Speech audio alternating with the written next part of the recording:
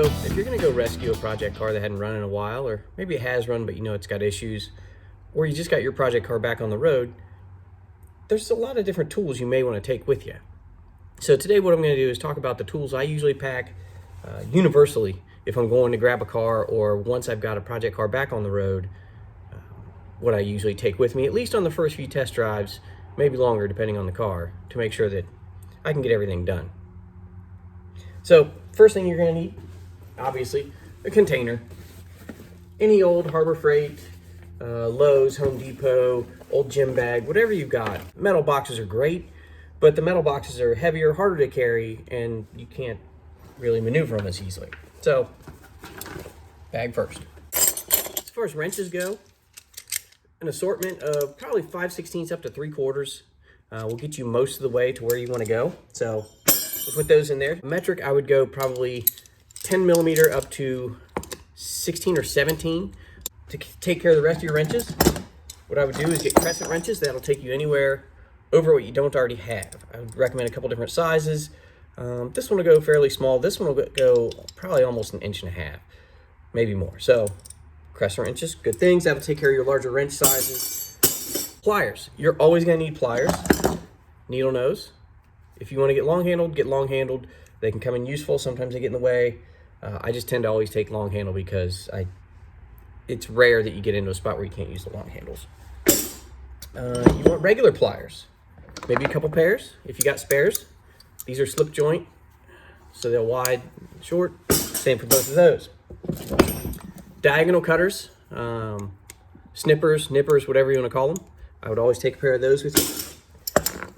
Water pump pliers, always a good thing to have. If you got a spare one of those, take it. Screwdrivers, Phillips, slotted. Always. If you got an extra little nubby ratchety one, take one that's got both bits. If the car you're working on is going to have Torx bits, and you know it does, take Torx bits as well. Not all of them do, so I don't always take those. A nut driver, usually with a 1/4 inch and a 5/16, or a 7mm and an 8mm, which are usually your hose clamp sizes, so standard or metric, whatever you got. Pocket screwdriver, one of the best tools.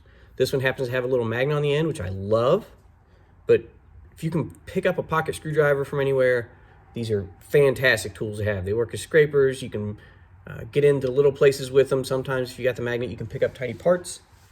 Speaking of magnets, if you got one of the big extendable magnets, like 5-pound magnet, take it. One pry bar, maybe two. I usually like to take a pry bar and a chisel. You can use this big chisel as a pry bar, and a medium-sized pry bar. Test light. Take a test light. If something breaks down and it's electrical, you're going to need a test light to figure it out. You're also going to need an assortment of fuses. If you got the glass tube style fuses, get those. Mini fuses or standard.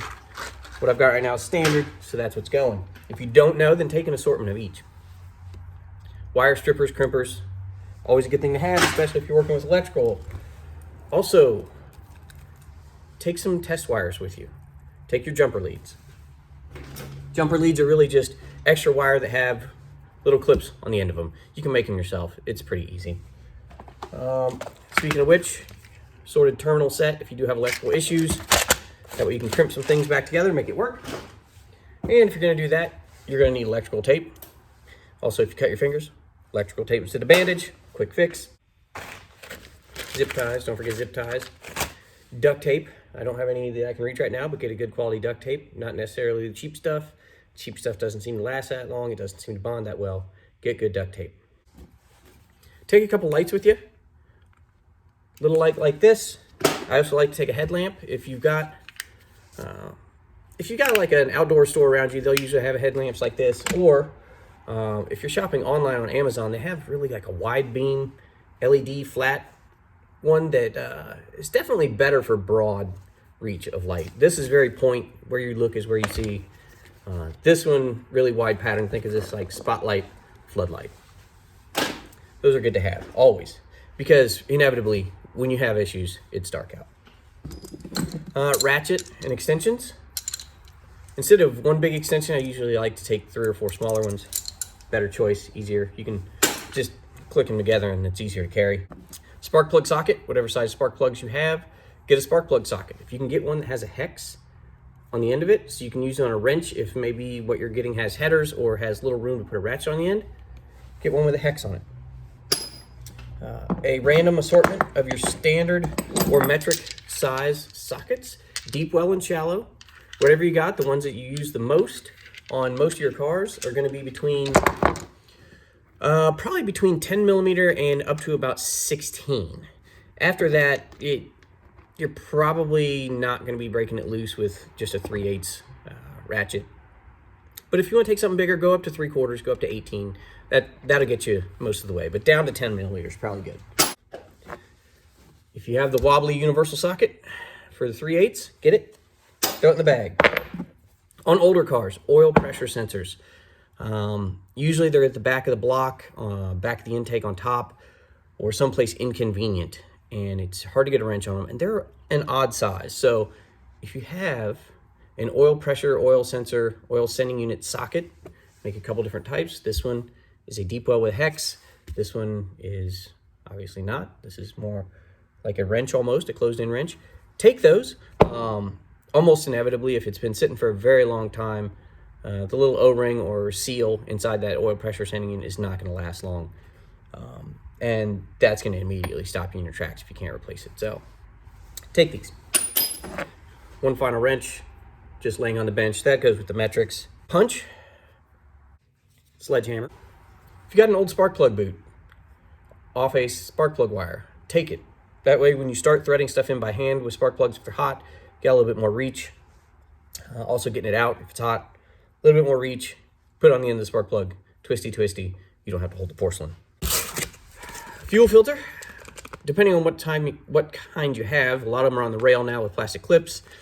What right now I have, that's not even English. What I have right now is a carburetor. So I will get a glass or a plastic see-through style and just put it in line near the carburetor so I can pop the hood and see if I have fuel, if I don't have fuel, if it's clogged, if it's not clogged. This one you can spray out with carburetor cleaner, which I also usually take. So this is reusable. As far as fluids go, carburetor cleaner, carb spray, something flammable that you could use as starting fluid if you had to, also to clean things off. Fluids, antifreeze, take a gallon with you, pre-mixed or not. Oil, whatever you use, make sure you've got at least a quart of it. Power steering fluid, this is a little more than you actually need. A pint would probably do fine. This is what I happen to have. Transmission fluid, take at least a quart of transmission fluid with you. You can use it as oil in an emergency. Transmission fluid, sometimes power steering fluid, depending on your application. Lots of good uses for that. Brake fluid. You're always going to use brake fluid. When you get there, you might have to top something off. If it's a clutch, lots of times clutches also use the brake fluid. Same system, usually .3, .4. Sometimes a silicone .5. But big bottle brake fluid never hurts. Take a rag for your hands. My hands got dirty just picking up my tools, mainly because I don't usually wipe them off. But take a rag with you, one or two. Or, even better, not endorsed by them, but tub of towels. Fantastic. Takes up a lot of space though, so usually I don't drag these with me. Those are just for home shop use. Small container for nuts and bolts. This one is a Geo Tracker hubcap. Never owned a tracker, don't know how I got this, but good for holding on to stuff. If you've got AAA, if you've got one of your insurance, whatever, emergency tow services, I recommend if you're gonna get into stuff like this, go ahead and do that and get the plus where you get 100, maybe 150 miles of towing. It really helps out a lot, especially when you can't fix it where you are. One thing almost everybody forgets, fire extinguisher. Take a fire extinguisher. You don't want to burn your new project to the ground. That and a gas can. Always take a gas can with you. 1 or 2 gallons, whatever you got. You don't need a whole lot. You don't need to carry a 5-gallon or a boat tank with you. If you're going to look at something, 1 or 2 gallons will do. If you're driving around your project car and you don't trust the gas gauge, which you shouldn't, or not right away, take a couple gallons with you. So that should actually do it for this time. When I get some parts in, you'll see them here. I will hopefully be putting them on the Ford Ranger sometime soon. Until then, see you next time.